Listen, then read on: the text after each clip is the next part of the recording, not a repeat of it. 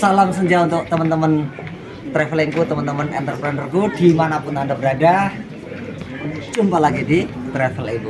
Nah, saya mau bilang apa yang membedakan antara travel konvensional dengan Travel Ibu ketika mengadakan Zuro Trip baik di musim gugur bulan Oktober maupun musim semi di bulan Mei adalah selain kita berwisata ke tempat-tempat yang menjadi ikon 4-5 negara yang kita kunjungi, juga selama perjalanan sekitar 4-6 jam di bis privat yang kita sewa untuk semua peserta, kita adakan sharing session, bisa tentang bisnis, bisa tentang kepenulisan, pemberdayaan diri, tentang hal-hal lain yang saat itu lagi aktual. Jadi selain dapat wisatanya, dapat juga ilmu-ilmu dari peserta yang lain, sekaligus juga membangun networking baru dengan bonding yang kuat. Itulah sebabnya pesertanya kita batasi hanya 1 bis saja dan sistemnya santai, tidak banyak-banyakan negara, sedikit negara, tetapi kita menikmati negara yang kita kunjungi itu sambil ngopi-ngopi, sambil jalan-jalan, ketika belanja pun sambil bareng-bareng santai tanpa terburu-buru jadwal waktu. Nah, salah satu sharing dari peserta di bis kita ini ada tonton setelah ini. Itu ya, sampai ketemu lagi di travel yang mendatang.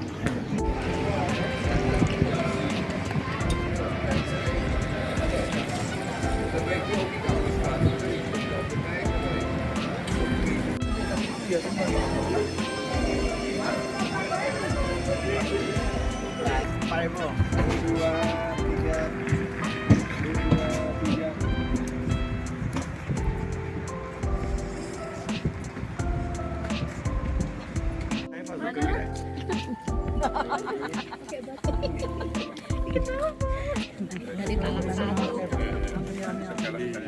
Jadi aku ikut aja.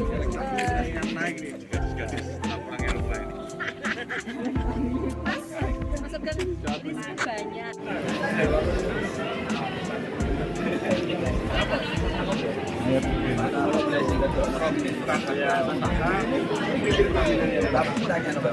Waffle Belgia luar biasa terkenal dan rasanya dahsyat coklatnya.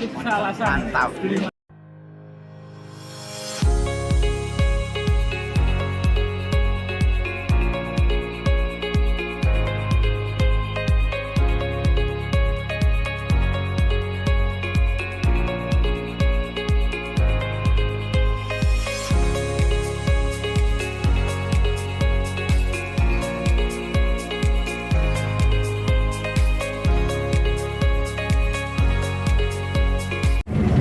Mungkin cerita kalau awal mulai jualan itu dari naiknya itu dari 2016, tapi kalau mulai jualannya banget itu mulai dari 2011. Itu Semester berapa itu? Itu kelas 1 SMP. Loh, 2011. Jadi 2011 itu omku punya agen JNE di rumah, dekat rumah. Jadi aku dulu anak warnet. Dari SMP, SD aku anak warnet sama anak PS.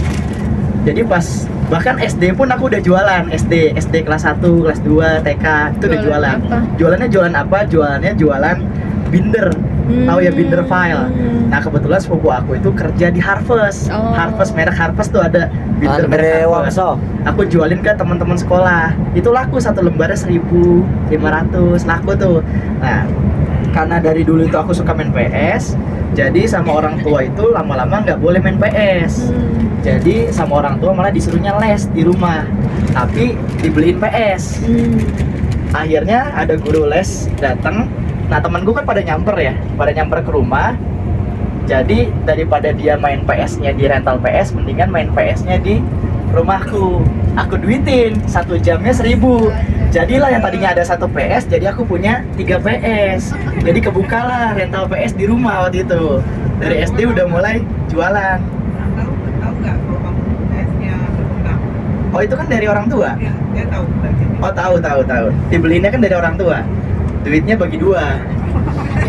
Iya, seriusan beneran. Aku yang jagain, tapi yang penting les. Tapi emang dari dulu bisa dibilang alhamdulillahnya dididiknya dengan baik. Kenapa? Karena dulu dari bisa dibilang didesain sama orang tua. Jadi dari mulai TK sampai SD kelas 1, kelas 2 nggak pernah ngerjain PR dulu. Justru malah yang ngerjain PR selalu nyokap. Karena dulu nyokap bilang, kamu nggak boleh ngerjain PR masih kecil. Yang ngerjain PR Umi aja gitu, nggak pernah ngerjain PR nggak boleh. Orang tua Jadi yang ngerjain baik PR orang gitu. tua. Kamu mendingan kalau belajar boleh, tapi kalau ngerjain PR nggak boleh karena takut ada beban. Nah akhirnya suka main game, main PS, main warnet. Akhirnya SMP kelas 1 sering main warnet, edik warnet, main game Point Blank, Ayo Dance dan lain-lain. Akhirnya nggak boleh minta uang sama orang tua. Akhirnya aku cari uang tambahan. Kebetulan abangnya nyokapku, omku itu punya agen JNE 2011.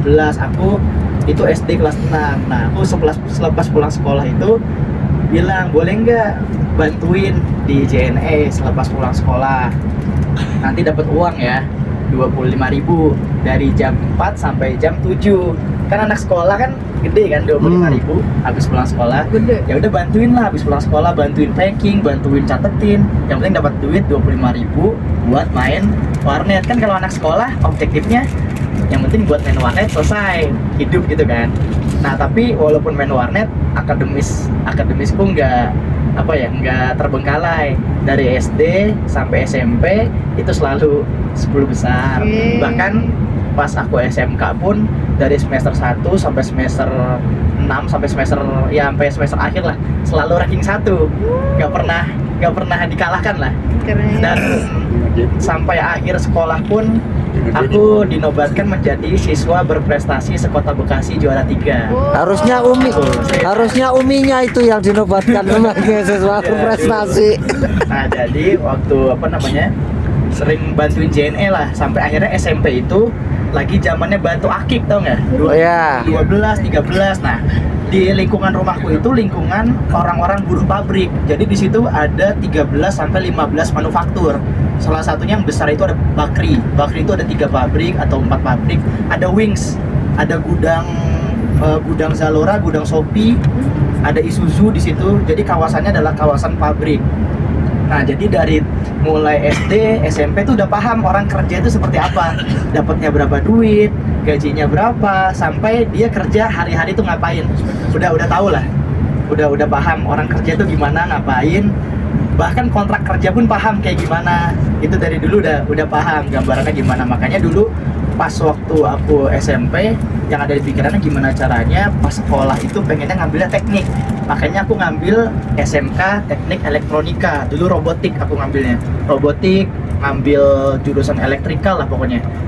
Microcontroller. Makanya dulu dari SMK itu udah bisa coding untuk bahasa basic namanya. Bahasa mesin itu kan bahasa basic.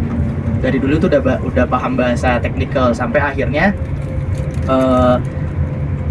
SMK kelas 3 itu banyak online shop itu mulai tumbuh. Jadi kan rata-rata orang yang ngirim ke JNE itu mayoritas online shop. Bahkan di lingkunganku itu mayoritas pedagang. Jadi belajar daripada orang-orang yang ngirim ke JNE. Ada yang ngirim baju, ada yang ngirim produk impor dan lain-lain tuh. Jadi aku belajar sama orang-orang yang pada ngirim barang ke JNE. Si A, si B, si C, si D. Aku bantuin tuh packing, pulang main warnet, belajar sama si pedagang A. Sambil ngobrol ya, bang jualan apa bang? Untungnya berapa bang sehari? Oh gue untung sehari 2 juta, 1 juta gitu ngobrol. Nah ada yang unik nih, satu orang ini jualannya di SEO sama di Facebook Ads waktu itu. Namanya Om Irul, orang Bekasi, tapi sekarang udah tinggal di Solo ada. Nah itu guru pertamaku, ngajarin FB Ads. Bang, jualan apa bang? Jualan dompet gue sama casing handphone, produk impor. Oh ngambilnya di mana bang? Di sini, importernya di sini. Jualannya gimana bang? Di Facebook iklan. Boleh nggak bang belajar ke rumah? Kebetulan emang rumahnya deket dari rumahku, masih 1 RW. Belajarlah aku ke rumahnya. Pas belajar, gampang kan waktu itu emang masih zamannya FBS lagi gampang-gampangnya karena nggak ada kompetitor sekalipun. Waktu itu usiaku 16 tahun di 2016. 16 tahun. Nah akhirnya belajar. Aku kan punya modal kan dari bantuin JNE ngumpulin duit tuh. Punya modal sekitar kurang lebih 1 juta atau 500.000 gitu. Segituan lah karena duitnya habis buat beli cash. Dulu pendapatannya selain dari batu akik, dulu jualan juga aku batu akik sampai aku bisa ngukir, bisa bikin cincin dulu. Jualan batu akik juga, jadi ngambil di pasar Rawabening Jatinegara. beli batunya, beli mesin gerinda, bikin tuh bisa dulu sampai ngukir batu akik, bikin liontin. Aku ngerti sampai ngerti batu akik itu asli atau masakan, sampai bikin memo, sampai bikin sertifikat tuh ngerti, paham. Sampai pasaran berapa, ini batu harganya berapa, paham dulu. Jualan itu pernah, terus jualin. Akhirnya pertama kali naik itu jualan produk impor di Facebook Ads. Diajarin, laku. Aku ngetes, waktu itu belum cukup umur kan, belum punya rekening bank. Aku minta bikin rekening sama nyokap, dibikinin lah BRI Junior Tom and Jerry dulu. Dibikinin, seriusan, dibikinin rekening. Oh, ada ya gitu. Tom Ada, and belum Jerry. cukup umur waktu itu. Ya udah, pokoknya bikinin nih rekening BRI Junior, nggak apa-apa nih, ada uangnya. Dulu top up-nya kalau nggak salah 50.000 minimal. Karena kan